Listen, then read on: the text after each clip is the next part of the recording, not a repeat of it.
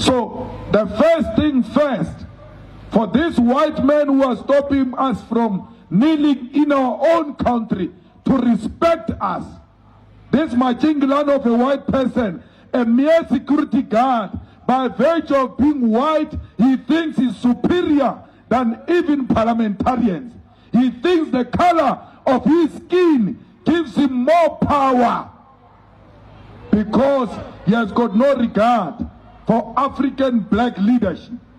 For him to respect us, we must own the land. So that when we walk in there, he knows the landlord has arrived. And the landlord you shall respect, because this is our land. But they know that we are landless. They know that we own nothing. They control the means of production. And no one respects people who do not own. Hence, the treatment of black people in USA.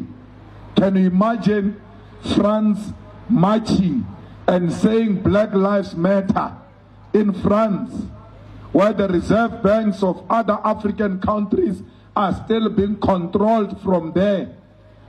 They are still flying every morning into some of the African countries, bread every morning, controlling the smallest opportunities, economic opportunities in those countries. Today, they want to stand with us and say to us, Black Lives Matter.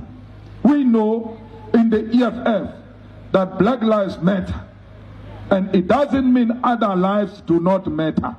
There is only one house burning, and we'll all pay attention to that house. It doesn't mean other houses are not important. They too are important, but this house is the one that is burning.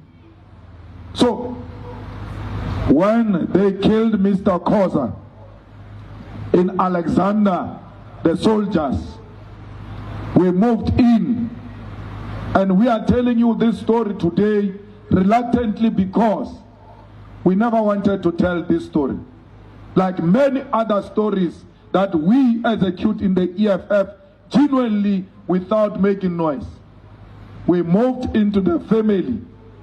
We said to them, here are the lawyers who are going to work with you to fight this government that killed a black man.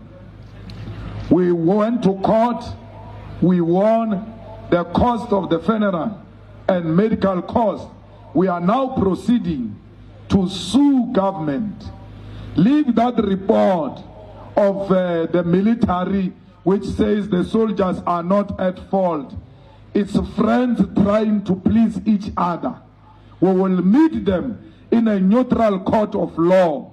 They will pay this widow, they will pay this family, they will pay the children. Everyone who was hurt by the nonsensical act of the military will be paid. We have assembled the best legal minds in South Africa quietly to help this family.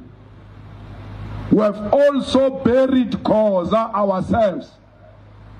We paid for the mortuary. We removed the body from here to go and be buried at home. We were supporting this family. We are not with them today because there is a hashtag Black Lives Matter. In the EFF, since we were formed, Black Lives Matters every day. Where we see an injustice, we move in there.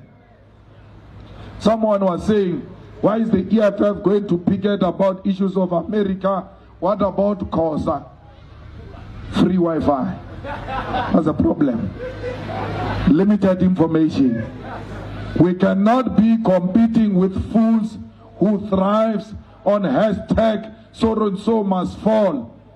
And worse, those falling are black people in the main. There's never been a hashtag that said Rupert must fall. There's never been a hashtag that said the Oppenheimers must fall. They've never had a hashtag that says the Minel family must fall. All those who stole our minerals must fall. There is no such hashtag.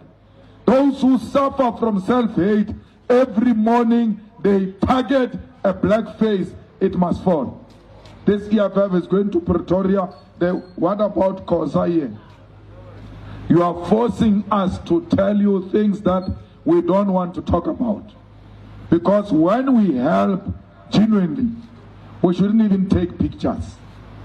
We must help, and we must be satisfied with the fact that there is a family or a person who knows that there are people who are sympathetic and who are with us during these difficult times. Black people, the black unity is very important.